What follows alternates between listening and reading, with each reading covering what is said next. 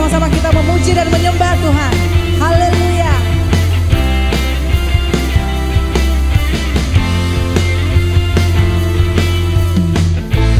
Firman terangi jalanku, risai iman di setiap waktu, lindungiku dari segala. Tak pernah ku ragu karena Dia bersamaku, setia menjaga dengan kuasa mulia.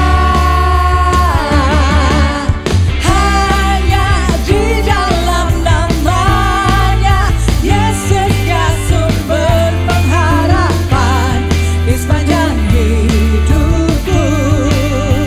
Hanya di dalam kuasanya pasti tersedia kemenangan bagiku selama-lamanya.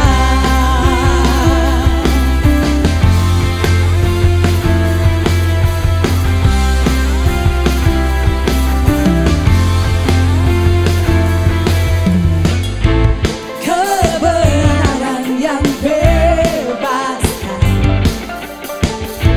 selalu berikanku kekuatan hadapi segala tantangan. Tak pernah ku ragu karena Dia bersamaku, setia menjaga dengan kuasa mulia. Hanya di dalam namanya Yesus ya sumber pengharapan di sepanjang hidupku.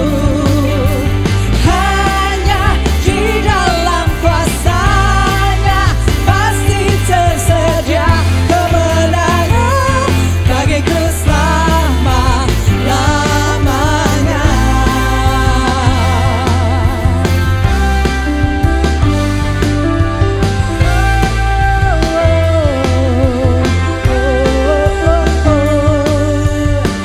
Dalam namanya ada pengharapan, dalam kuasanya kemenangan. Hanya di dalam namanya Yesus Dia sumber pengharapan di sepanjang hidupku. Hanya di dalam kuasanya pasti tersedia kemenangan bagiku selamanya. Hanya di dalam namanya Yesus ya sumber pengharapan di sepanjang hidupku. Hanya di dalam kuasanya pasti tersedia kemenangan bagiku selama-lamanya.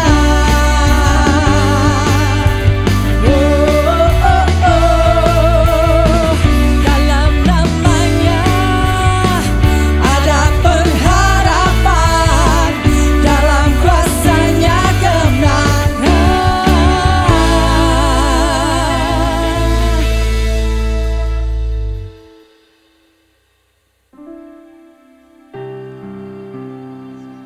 Jemaat Tuhan, mari kita selalu rindu untuk dekat kepada Tuhan, sebab pertolongan dan perlindungan hanya ada dalam Tuhan. Pemazmur berkata bahwa Tuhan adalah pertolonganku, aku tidak akan takut sebab Dia selalu besertaku. Terpujilah nama Tuhan. Dahulu Dia pernah menolong kita, saat ini pun Dia sanggup menolong kita. Haleluya.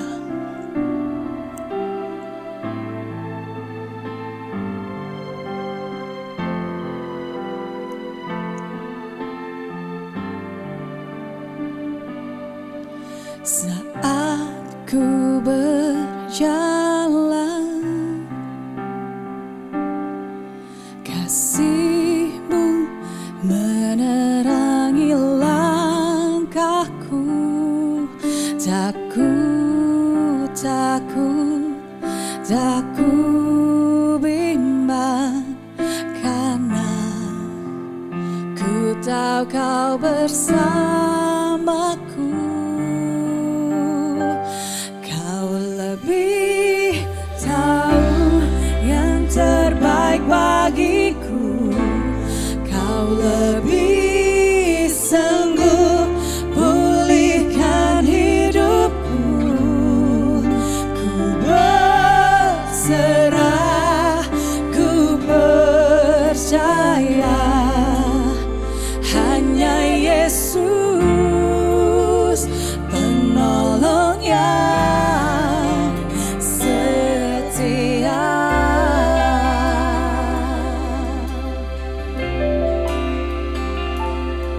Saat ku berjalan,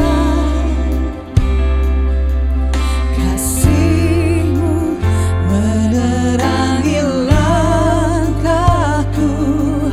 Takut, takut, takut bimbang, karena ku tahu Kau bersamaku.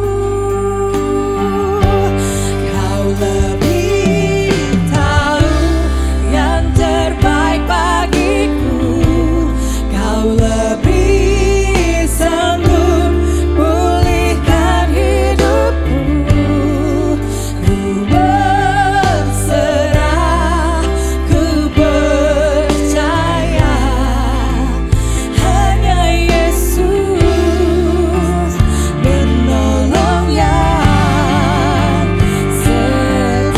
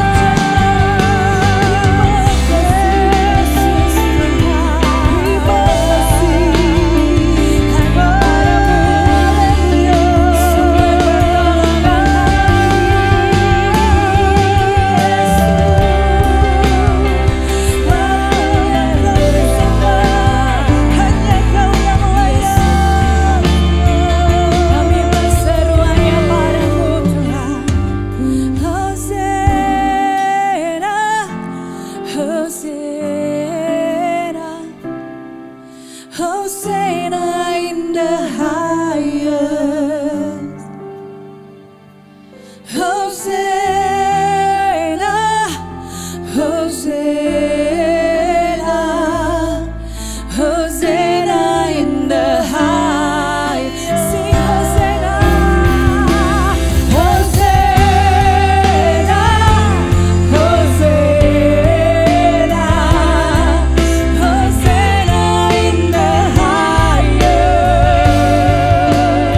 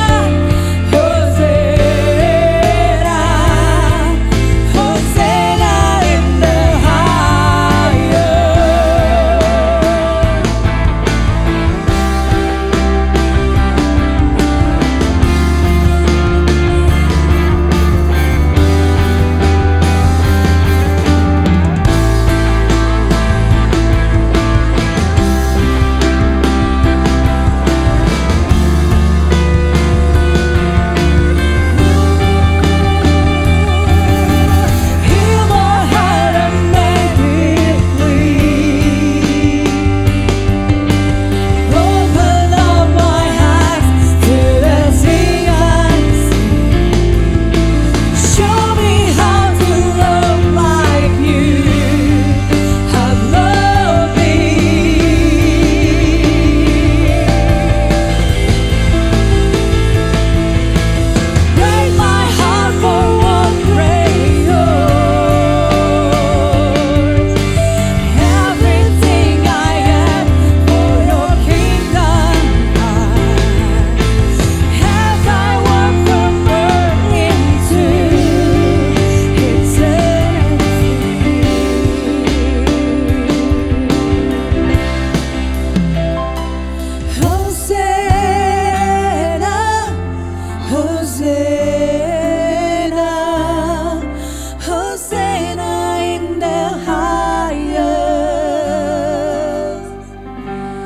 Hosanna,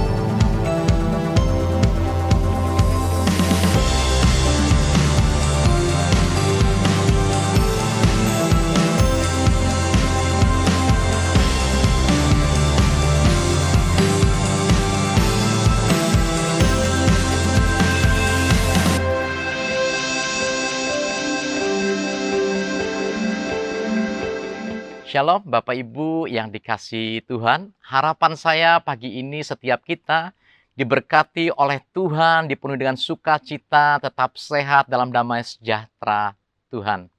Sebelum kita mendengar firman Tuhan, mari kita berdoa. Bapa, kami bersyukur buat kebaikan kemurahan Tuhan, jika hari ini kami bersama-sama Tuhan mengadakan ibadah online dimanapun kami berada saat sekarang. Tuhan menyaksikan melalui YouTube. Tuhan, kami percaya hadirat Tuhan tidak pernah terbatas. Hadirat Tuhan melampaui ruang dan waktu. Dan kami percaya lawatan Tuhan sempurna dan kami diubahkan menjadi anak-anak Tuhan dengan paradigma yang baru. Kami percaya Tuhan campur tangan Roh-Mu mengurapi, Roh-Mu menjamah setiap kami. Sehingga kami boleh diubahkan menjadi sempurna seperti Engkau sempurna adanya. Mengenal Tuhan lebih dekat lagi. Di dalam nama Tuhan Yesus kami sudah bersyukur dan berdoa. Bapak Ibu yang dikasihi Tuhan, pepatah mengatakan tak kenal maka tak sayang. Hal itu berlaku juga dalam perjalanan kita mengikuti Tuhan. Tuhan memerintahkan setiap kita untuk kita mengasihi Dia dengan segenap hati kita, dengan segenap jiwa kita, dengan segenap kekuatan dan akal budi kita. Oleh karena itu, kalau kita tidak mengenal Tuhan dengan benar, adalah hal yang mustahil kalau kita bisa mengasihi Dia dengan segenap hati. Ada cerita yang menarik, Bapak Ibu Saudara sekalian. Ketika itu seorang hamba Tuhan itu pergi ke Amerika. Di sana ada pertemuan hamba-hamba Tuhan. Dia ketemu beberapa hamba Tuhan yang berasal dari beberapa negeri. Karena dia berasal dari Indonesia, akhirnya ada beberapa orang yang pernah ke Indonesia berkata kepadanya, "Pak, saya pernah ke Indonesia. Indonesia itu adalah suatu negara yang padat, yang penduduknya demikian ramai, lalu lintasnya padat. Dan banyak gedung-gedung bertingkat di sana." Ya karena waktu itu hamba Tuhan ini datang ke Indonesia karena dia ke Jakarta. Tetapi hamba Tuhan yang lain juga bilang, "Oh, saya juga pernah ke Indonesia. Saya tahu Indonesia itu banyak dengan makanan-makanan seafood, ikan-ikan yang segar." Karena hamba Tuhan ini waktu itu datangnya ke Ambon. Dan hamba Tuhan yang lain juga bilang, "Oh, saya pernah juga ke Indonesia. Indonesia itu penuh dengan pantai-pantai yang indah. Penduduknya ramah tamah karena waktu itu dia ke Bali." Hal itu tidak salah, tetapi itu hanya segelintir sebagian dari Indonesia. Nah, hal yang paling menarik di sini kita bisa belajar bahwa warga negara Indonesia lah yang mengenal Indonesia dengan tepat seperti apa gambaran tentang Indonesia. Tetapi para pendatang itu hanya tahu sebagian saja tentang Indonesia. Demikian juga dalam kehidupan kita dalam mengikut Tuhan. Kita bisa mengenal Tuhan sesungguhnya kalau kita terus melakukan relasi. Kita terus belajar intim mengenal Dia lebih dekat lagi. Tetapi kalau kita tidak mau belajar hanya sebagai pendatang saja, sebagai seorang pelancong saja, kita tidak akan bisa mengenal Tuhan dengan benar. J.I. Packer itu berkata dalam satu perkataan yang menarik, dia berkata bahwa sedikit mengenal Tuhan itu lebih berharga daripada tahu banyak tentang Tuhan. Seperti beberapa waktu yang sudah kita pelajari bahwa tahu tentang Tuhan itu adalah mengandalkan faktor pengetahuan kognitif saja. Tetapi kalau mengenal Tuhan itu adalah relasi, hubungan yang terus-menerus. Seperti itu. Dalam Ayub pasal 42 ayat yang kelima, dikatakan di sana, "Hanya dari kata orang saja aku mendengar tentang engkau. Tetapi sekarang mataku sendiri memandang engkau." Ini satu pernyataan dari Ayub. Kita tahu semua bahwa Ayub itu dikatakan oleh Tuhan sendiri orang yang saleh, orang yang jujur, orang yang takut akan Tuhan. Tetapi dalam kenyataannya, dalam pasal 42 ayat kelima ini, Ayub menyatakan bahwa sekarang mataku sendiri memandang engkau. Setelah dia mengalami banyak permasalahan dalam kehidupannya. Dan kalau kita belajar sekarang, mengenal tentang Tuhan berarti itu bukan berapa lama kita mengikut Tuhan. Tidak perlu dengan status kita mau hamba Tuhan, mau pelayan Tuhan. Pengenalan akan Tuhan adalah relasi hubungan yang terus-menerus. Dan tentu saja pengenalan akan Tuhan tidak pernah akan ada akhirnya. Karena apa? Keterbatasan kita sebagai manusia. Untuk mengenal Tuhan itu tidak terbatas dengan hanya pemikiran setiap kita manusia. Oleh karena itu, dalam 1 bulan ini, gereja kita mengambil tema Knowing Him Better, His Willing, supaya kita bisa mengenal Tuhan lebih baik lagi, mengetahui perasaannya. Minggu pertama, kita sudah membahas tentang Allah yang peduli, caring. Minggu kedua, kita membahas tentang Allah yang sabar, patient.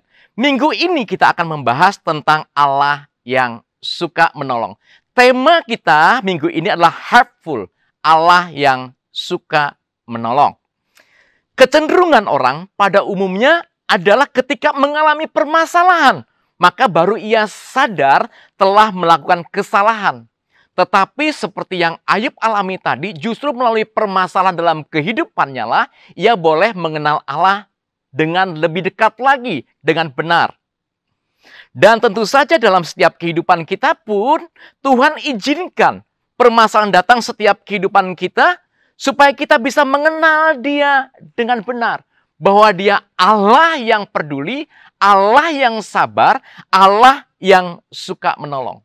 Dalam prosesnya, Ayub bertanya-tanya. Kalau kita lihat dari pasal pertama sampai pasal ke-37, di sana Ayub bertanya-tanya.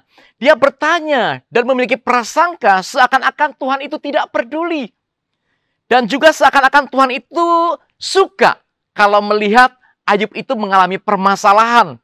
Dan seakan-akan Tuhan itu tidak mau menolong.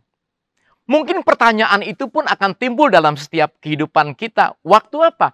Waktu kita mengalami permasalahan. Saya tidak tahu permasalahan apa yang saat sekarang kita alami.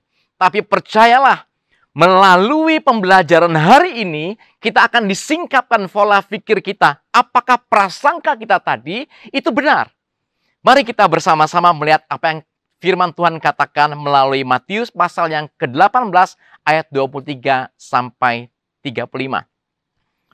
Mari kita buka Alkitab kita dan kita baca bersama-sama.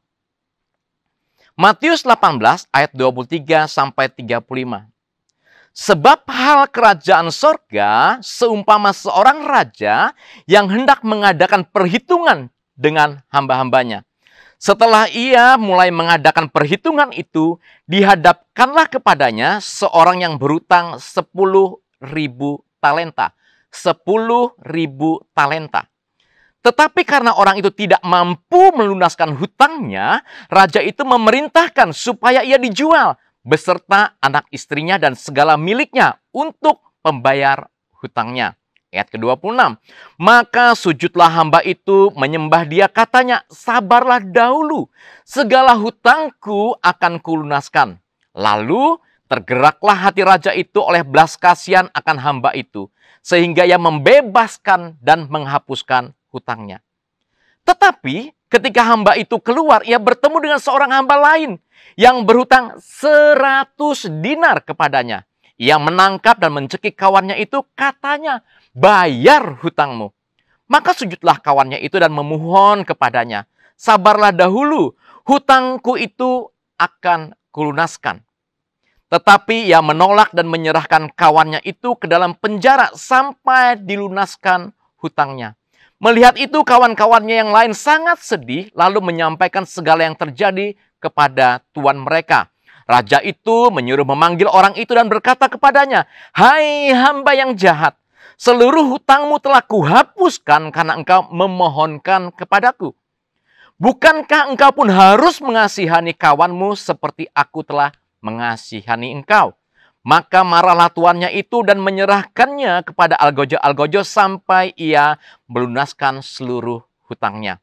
Maka Bapakku yang di sorga akan berbuat demikian juga terhadap kamu, apabila kamu masing-masing tidak mengampuni saudaramu dengan segenap hatimu.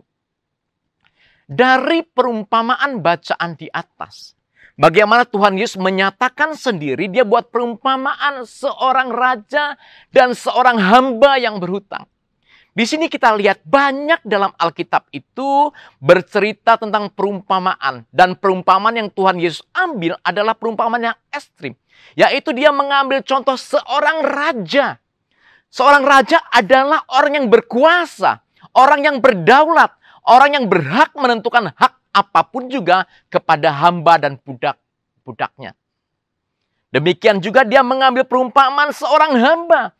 Hamba di sana orang yang tidak memiliki hak apa-apa lagi, tidak bisa apa-apa lagi, tidak memiliki hak suara, tidak punya nilai lagi. Semua sudah dibeli dan dibayar lunas.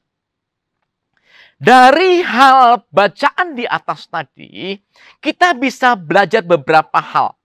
Yang pertama, ternyata Tuhan melepaskan manusia dari beban dosa. Seperti yang ayat 27 katakan. Kita lihat di sini tentang pengampunan, tentang raja yang mengampuni. Raja ini adalah perumpamaan tentang Tuhan sendiri, sementara seorang hamba adalah setiap kita. Kita lihat di sini dalam ayat ke-27 katakan tadi bahwa lalu tergeraklah hati raja itu oleh belas kasihan akan hamba itu, sehingga ia membebaskannya dan menghapuskan hutangnya. Kalau kita sering baca ayat ini berbicara tentang pengampunan. Tetapi hari ini kita akan mengupasnya dari bagaimana tindakan seorang raja. Bagaimana Tuhan menolong setiap kita. Membuktikan bahwa Ia Allah yang suka menolong. Kenapa hal demikian yang diceritakan? Tuhan Yesus mengambil perumpamaan seorang hamba yang tidak bisa bayar hutang. Karena Dia tahu bahwa setiap kita itu tidak akan bisa terlepas dari himpitan dosa. Hal yang demikian sukar, perumpamaan yang ekstrim. Karena hal itu tidak mungkin bisa kita lakukan. Bagaimana kita membayar hutang dosa yang sudah kita lakukan. Oleh karena itu, Tuhan demikian tahu bahwa hanya pengampunan dari Dialah yang bisa menghapuskan segala dosa yang telah kita perbuat. Saya ulangi sekali lagi. Lalu tergeraklah hati raja itu oleh belas kasihan akan hamba itu, sehingga ia membebaskannya dan menghapuskan hutangnya. Bapak, Ibu, Saudara sekalian, kita tahu upah dari dosa adalah maut. Artinya kematian kekal selama-lamanya. Dan Tuhan tahu bahwa dengan upaya, dengan usaha setiap kita, mustahil kita bisa membayar hutang dosa itu. Oleh karena itu Dia menolong setiap kita dengan menghapuskannya. Karena Dia berbelas kasihan, Dia mau menolong setiap kita. Seperti yang Dia kerjakan. Poin yang kedua, Tuhan menguatkan manusia dari beban kehidupan. Poin yang kedua, Tuhan menguatkan manusia dari beban kehidupan. Kita sering melihat dalam perumpamaan Alkitab, di mana Tuhan Yesus di sana menyembuhkan orang yang sakit. Yang kusta Dia tolong, Dia tahirkan. Yang buta Dia celikan matanya, Dia tolong untuk bisa melihat. Yang kerasukan setan Ia bebaskan, Ia lepaskan. Yang perlu makan Dia beri makanan. Kita lihat bagaimana pekerjaan Tuhan. Dan kita mengerti bahwa Tuhan adalah suka menolong buat setiap kita dalam permasalahan. Sehingga ayatnya dalam Matius 11 ayat yang ke-28 berkata, marilah kepadaku semua yang letih, lesu, dan berbeban berat. Aku akan memberi kelegaan kepadamu. Atau Filipi 4 ayat yang ke-13. Segala perkara dapat kutanggung di dalam Dia yang memberi kekuatan kepadaku. Saudara-saudara sekalian yang dikasihi oleh Tuhan. Pada awal tahun 2019, itu saya mengalami permasalahan yang demikian membuat saya melangkah dan mengenal Tuhan lebih lagi. Tahun 2019 saya adalah seorang pengusaha di bidang perkayuan. Waktu itu kami dengan tim itu mengadakan satu terobosan yang baru. Kami membuka lahan yang baru. Kami mengurus perizinan-perizinan. Setelah perizinan lengkap, kami mulai bekerja di sana. Karena ini adalah perizinan yang baru, saya memerlukan modal yang besar. Akhirnya kami bersepakat untuk masukkan jaminan ke bank. Meminta pinjaman dari bank. Rumah kami, ruko, tanah yang ada kami masukkan ke bank. Dan modal yang ada kami masukkan untuk perizinan, untuk proses pekerjaan. Pekerjaan berjalan. Dan saudara-saudara ketahui bahwa sebelum saya memulai pekerjaan, seperti biasa saya gumulkan dan saya bawa dalam doa. Tuhan ini ada lahan yang baru, ada pekerjaan yang baru, Tuhan tolong. Tuhan tolong, Tuhan campur tangan, Tuhan mudahkan segala urusan, sehingga semuanya boleh berjalan dengan lancar dan menghasilkan untung. Kami proses berjalan dengan baik, perizinan selesai, bank pun menguncurkan dananya, kami investasi di sana. Waktu terus berjalan. Dan ketika bulan Juni, itu kami mengalami sesuatu yang tidak nyaman. Waktu itu anak saya, Cinka, sedang sakit. Sehingga harus dirawat. Dan kami fokus mulai mengurusi Cinka. Dan proses pekerjaan tetap berjalan seperti biasa. Tetapi lambat laun kemudian mulai masuk ke bulan Agustus 2019 sampai akhir 2019 itu ternyata penjualan kayu itu tidak bagus. Bahkan kami menawarkan ke beberapa tempat tidak ada pembeli yang mau membelinya. Tidak seperti biasa-biasanya. Sementara permodalan kami terus tergerus. Dan karena tergerus kami harus bayar bunga setiap bulan ke bank. Hal itu menjadi permasalahan demikian rumit. Harus mengurus anak, juga harus mengurus pekerjaan. Sementara permodalan yang ada semakin tergerus. Itu membuat saya tertekan berat. Dan yang celakanya lagi, waktu itu yang dijaminkanlah rumah tempat tinggal kami. Rumah tempat tinggal kami yang kami jaminkan. Timbul rasa khawatir, ketakutan yang menghimpit kalau kami tidak bisa mengembalikan pinjaman ini, resikonya demikian besar. Saya bertanya kepada Tuhan, karena seperti ayat tadi yang bercerita bahwa barilah kepadaku semua yang letih lesu dan beban berat, aku akan memberikan kelegaan kepadamu. Kami datang bergumul berdoa, Tuhan, bukankah aku sudah berdoa kepada Tuhan sebelum melangkah? Tetapi kenapa permasalahan ini datang? Anak yang sakit, pekerjaan demikian sukar, dan saya berupaya datangi beberapa buyer negosiasi. Mereka tidak tertarik untuk investasi. Tidak seperti biasanya. Saudara-saudara, biasanya kalau masalah itu datang tanpa pamit. Dan biasanya bukan sendirian, banyak runtutan permasalahan yang datang. Kami berdoa bersama-sama. Kami memohon kepada Tuhan, saya ajak istri anak-anak untuk berdoa bersama-sama. Minta Tuhan tolong, campur tangan Tuhan. Beban ini terlalu berat buat kami. Kami tidak tahan lagi, Tuhan tolong Tuhan.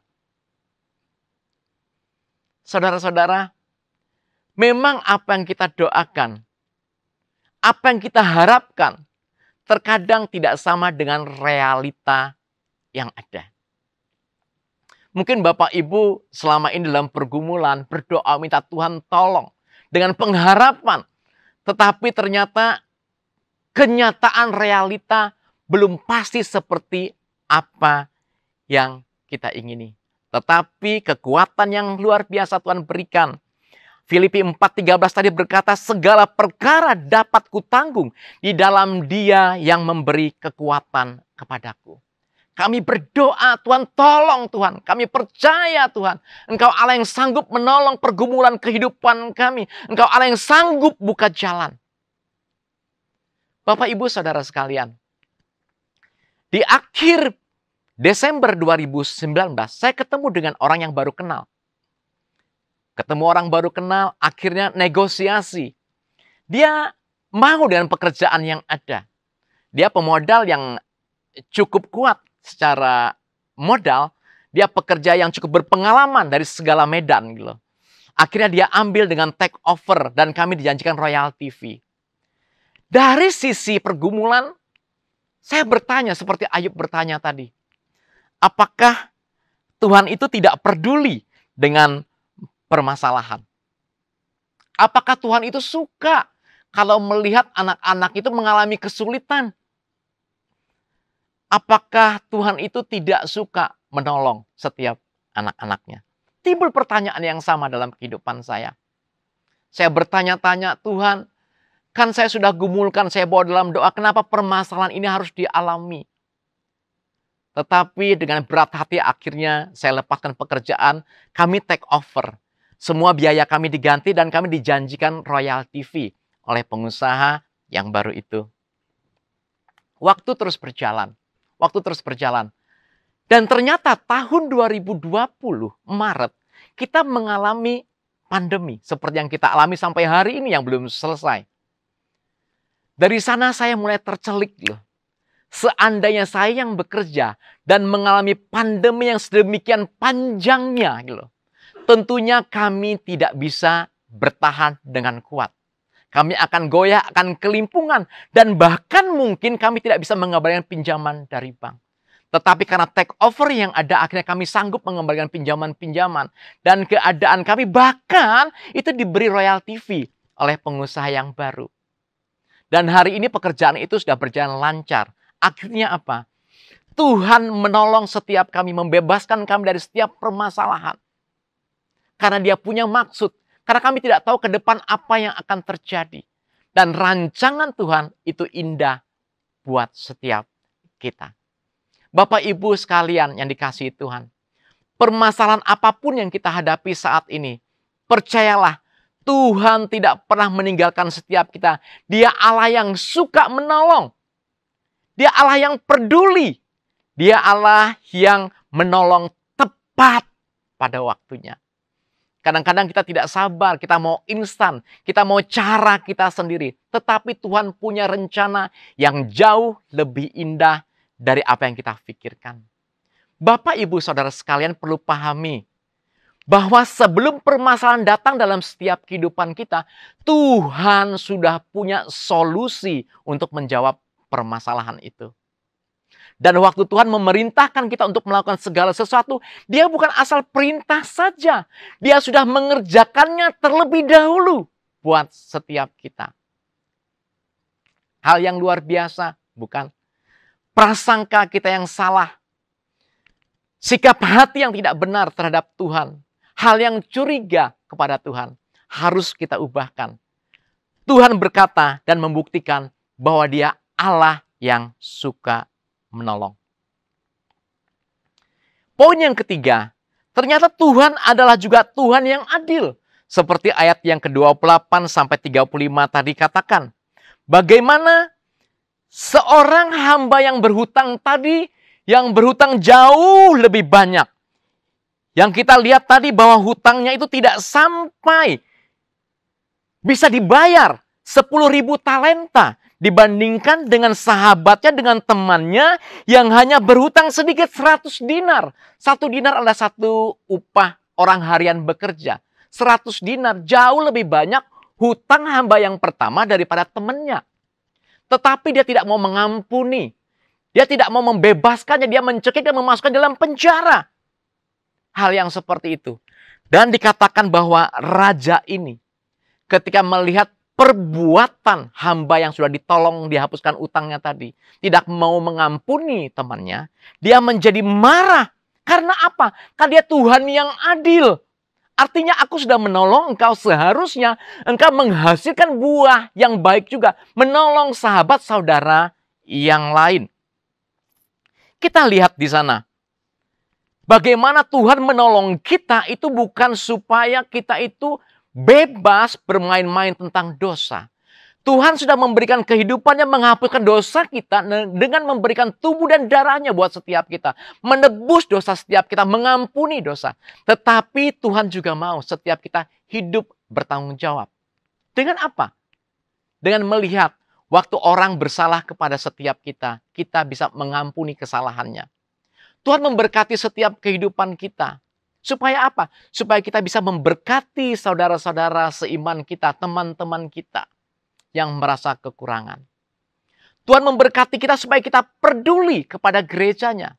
Bapak, Ibu, Saudara yang sekalian. Perlu kita ketahui bahwa setiap kehidupan kita, waktu diberkati kita mempunyai kewajiban. Kewajiban kita apa sih? Kewajiban kita yaitu peduli kepada gereja Tuhan. Dengan apa? Dengan mengembalikan perpuluhan kita. Dengan mengembalikan persembahan kita. Dengan demikian gereja bisa mengelolanya. Untuk apa? Untuk melakukan pelayanan. Untuk menolong apa? Menolong saudara-saudara seiman kita melalui diakonia, melalui misi. Oleh karena itu Bapak, Ibu, Saudara sekalian yang diberkati Tuhan. Waktu setiap kita diberkati dengan berkelimpahan, jangan lupa mengembalikan haknya Tuhan melalui persepuluhan. Mengembalikan haknya Tuhan dengan peduli melalui persembahan syukur kita. Jadi waktu Tuhan melihat perbuatan hambanya yang tidak setia, yang tidak menolong tadi, karena dia Tuhan yang adil, dia mengizinkan permasalahan boleh datang.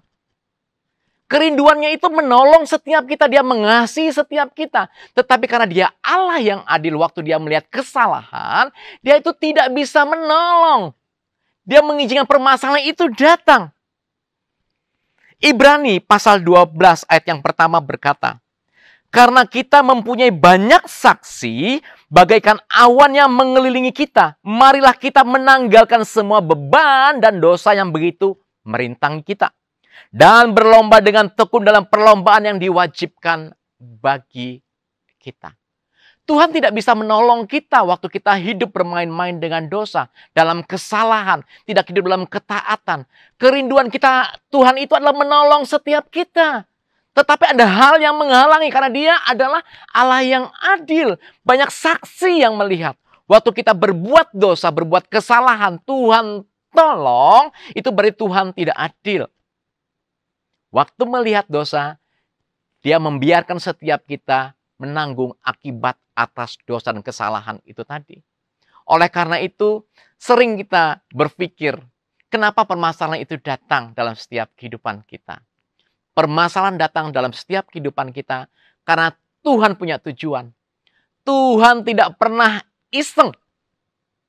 Tetapi jangan lupa, Tuhan tidak pernah suka melihat kita jatuh terpuruk.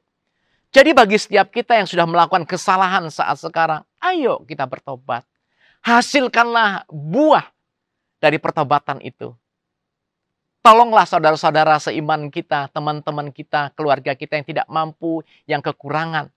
Jangan hidup egois. Jangan hidup mementingkan diri sendiri saja. Tuhan memberkati kita pasti punya maksud. Demikian juga ketika permasalahan datang dalam setiap kehidupan kita, Tuhan pasti punya maksud. Dan waktu kita menghadapi permasalahan, jangan lupa. Waktu kita mengenal Dia, kita percaya bahwa Allah yang sanggup menolong setiap kita. Kita memiliki iman percaya kita. Iman adalah jembatan dari hal yang kita lihat dengan pengharapan. Iman adalah jembatan. Iman itu jembatan. Mungkin kita lihat sesuatu tidak sesuai dengan pengharapan kita. Tetapi iman kita kepada Tuhan itu menggoncangkan surga. Supaya surga menolong setiap kita dalam pergumulan. Oleh karena itu, setiap kita saat sekarang mengalami pergumulan hal apapun, permasalahan apapun. Baik dalam keluarga, dalam kesehatan, dalam pekerjaan, usaha, ekonomi. Teguhkan iman. Teguhkan iman. Percayalah Dia Allah yang suka menolong. Dia Allah yang tidak tertarik kepada keterpurukan, kejatuhan kita. Dia bukan Bapa yang jahat. Dia bukan Bapa yang jahat. Dia Bapa yang baik, Allah yang peduli. Tetapi Dia membiarkan permasalahan datang dalam setiap kehidupan kita. Supaya kita mulai mengerti tentang kesalahan. Hidup yang diubahkan. Hidup yang menghasilkan buah pertobatan. Di akhir perenungan ini, saya akan bercerita tentang satu ilustrasi. Yaitu tentang Samila. Di Rusia itu pada awal abad ke-17, itu ada seorang kaisar tirani sekali. Namanya Tsar. Karena tirani akhirnya rakyat tidak tahan dengan penindasan yang dilakukan. Akhirnya mereka memberontak. Pemberontakan itu dipimpin oleh seorang panglima perang namanya Samila. Mereka tinggal dari kemah ke kemah, dari tenda ke tenda dalam pemberontakan. Tapi karena mereka memberontak, mereka tinggal dari kemah ke kemah, akhirnya apa? Mereka bahan pangan mereka terbatas. Bahan pangan mereka terbatas. Ada satu kejadian waktu itu. Kenapa? Karena ada seorang prajurit yang melaporkan kepada panglima Samila. Dia bilang bahwa bahan makanan kita ada yang curi. Samila marah. Dia bilang tidak boleh, kita kan lagi kekurangan. Kita harus tangkap pencuri itu, jebak, tangkap sampai dapat. Kemudian siapkan penghukuman. Kita bawa ke alun-alun, kita hukum dia cambuk 50 kali. Keadaan aman sebentar saja. Karena perut mereka lapar, akhirnya pencuri itu datang lagi mencuri makanan. Tapi karena dijebak, akhirnya pencuri itu dapat. Kemudian Samila perintahkan kepada prajuritnya, bawa ke alun-alun. Penghukuman harus dijalankan. Tapi alangkah terkejutnya Samila. Ketika di alun-alun yang dihadapkan kepadanya adalah ibunya sendiri. Karena ibunya adalah yang mencurinya. Samila bingung, bagaimana mungkin aku menghukum ibuku.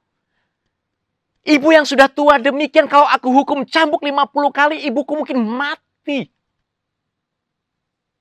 Apa kata orang-orang? Apa kata rakyatku kalau aku cambuk dia? Oh, Samila belum jadi kaisar saja, sudah demikian kejamnya. orang tuanya sendiri, ibunya sendiri, itu dihukum cambuk 50 kali. Demikian kejamnya. Tetapi kalau dia tidak menghukum ibunya, apa kata rakyatnya? Oh, Samila ini adalah pilih kasih. Mentang-mentang ibunya tidak dihukum. Samila bingung bagaimana mungkin hal ini. Dilema bagi dia. Tetapi Samila dengan hikmat turun dari kursi panglimanya. Dia turun, dia hampiri ibunya. Dia bawa ibunya ke samping. Kemudian dia buka jubahnya. Dia suruh, Algojo cambuk aku 50 kali. Penghukuman harus tetap dijalankan. Cambuk aku 50 kali. Yang harusnya ibunya yang menerima hukuman itu tetapi digantikan dengan Samila sendiri. Kemudian penghukuman dijalankan, dicambuk 50 kali. Demikianlah Samila menunjukkan kasihnya kepada ibunya dan keadilannya kepada rakyatnya. Dengan apa? Dengan mengorbankan dirinya sendiri dengan menerima hukuman cambuk itu. Demikianlah yang dilakukan Tuhan dalam setiap kehidupan kita. Dia tahu bahwa tuntutan dosa itu demikian beratnya. Kita yang harusnya dihukum. Kita yang tidak bisa membayar hutang tadi atas dosa kita. Tuhan Yesus yang menanggungnya bagi kita. Dia harus dicambuk berdarah-darah. Bahkan dia harus disalibkan.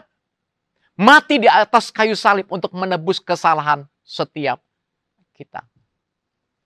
Bapak, Ibu, Saudara sekalian. Kalau hal yang demikian besar ia kerjakan buat setiap kita. Dengan rela mati buat kita, menolong setiap kita. Apalagi hal-hal yang sementara. Kalau hanya sakit penyakit. Kalau hanya kebutuhan kehidupan, masalah pangan, rumah kita, kesehatan kita, keluarga kita, Tuhan pasti menolongnya. Tetapi hal itu Tuhan izinkan terjadi supaya kita sadar dan mengerti bahwa kita terbatas. Kita perlu Tuhan. Kita perlu pertolongan Tuhan. Kita tidak bisa hidup tanpa Tuhan. Apapun keadaan saudara-saudara sekalian, Bapak Ibu rasakan sekalian, pergumulan apapun, percayalah, rancangan Tuhan jauh lebih indah dari apa yang dapat kita pikirkan. Tuhan menjadikan segala sesuatu indah pada waktunya. Pertolongannya tidak pernah terlambat. Telinganya tidak kurang tajam untuk mendengar seruan doa kita. Mari kita berdoa. Bapak Ibu yang terkasih di dalam Tuhan, pergumulan apapun yang sedang kau hadapi saat sekarang, datanglah kepada Tuhan. Firman-Nya berkata bahwa yang letih, lesu, dan berbeban berat, datanglah kepadaku, maka aku memberikan kelegaan kepadamu. Segala sesuatu dapat kutanggung di dalam Dia yang memberi kekuatan kepadaku. Mari datang kepadanya. Ketika engkau merasakan sesuatu hal yang belum diperbaiki dalam hidupmu, ada kesalahan, ada dosa yang menghimpit, datang kepadanya. Dia Bapa yang baik. Dia Allah yang mengampuni seberat apapun, seperti apapun dosamu. Walaupun merah seperti kusumba, Dia akan jadikan putih seperti bulu domba. Percayalah, percayalah. Dia Allah yang mengasihimu. Dia ngerti waktu dan saat yang tepat. Hampiri Dia. Hampiri Dia. Hampiri Dia. Saya beri waktu sesaat buat setiap kita untuk merenungkan kebenaran firman ini. Merenungkan keadaan kita. Datang kepadanya. Datang kepadanya. Percayalah, kenalilah Dia. Bahwa Dia Allah yang suka menolong. Apapun keadaanmu. Angkat tanganmu kepada Bapa. Serahkan pergumulanmu. Nyatakan isi hatimu. Minta ampun di hadapan Tuhan. Maka Tuhan akan menyembuhkan. Tuhan akan melepaskan. Tuhan akan memberkati kehidupanmu. Diberkati hidup setiap keluarga yang takut akan Tuhan. Dan percayalah, tidak pernah orang benar anak cucunya meminta-minta roti. Diberkati engkau dalam pekerjaan, dalam usahamu, dalam keluargamu, dalam kesehatanmu, dalam studi anak-anakmu. Tuhan memberi yang terbaik dalam hidupmu. Terima kasih Tuhan. Kami bersyukur buat anugerah kasih Tuhan. Dan kami percaya Engkau Allah yang peduli, Engkau Allah yang sabar, Engkau Allah yang suka menolong. Di dalam nama Tuhan Yesus kami sudah bersyukur dan berdoa. Haleluya. Amin. Tuhan Yesus memberkati. Musim akan selalu berganti, kasih Tuhan tetap abadi, tak akan berubah sampai selamanya. Ku tetap percaya, ku yakin Tuhan memberkati, ku yakin Tuhan melindungi. Burung di udara Tuhan pelihara karena kasih-Nya. Tuhan selalu menolongku, selalu menjagaku. Sehelai di rambutku tak akan terjatuh tanpa seizin-Mu. Tuhan selalu menolongku, selalu menjagaku. Dia mengenyangkanku dan peliharaku seumur hidupku. Musim akan selalu berganti, kasih Tuhan tetap abadi, tak akan berubah sampai selamanya. Ku tetap percaya, ku yakin Tuhan memberkati, ku yakin Tuhan melindungi. Burung di udara Tuhan pelihara karena kasih-Nya. Tuhan selalu menolongku, selalu menjagaku. Sehelai di rambutku tak akan terjatuh tanpa seizin-Mu. Tuhan selalu menolongku, selalu menjagaku. Dia mengenyangkanku dan peliharaku seumur hidupku. Dia mengenyangkanku dan peliharaku seumur hidupku.